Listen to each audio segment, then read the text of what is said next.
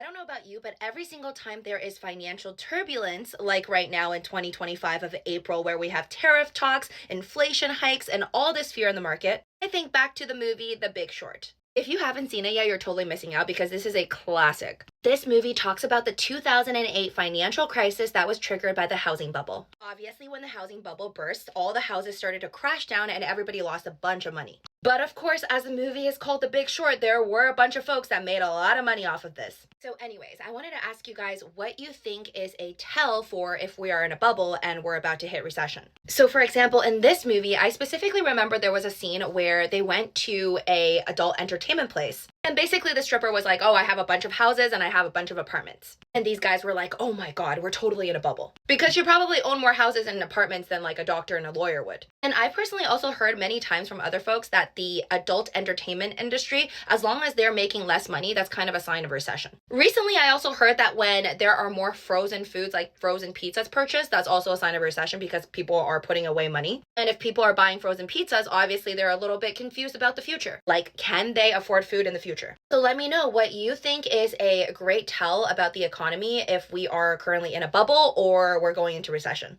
I personally feel like things weren't nearly as crazy as it was, obviously, as this movie portrays, with people having too much money, like 5 or 8 houses when they shouldn't be. But there is a lot of uncertainty.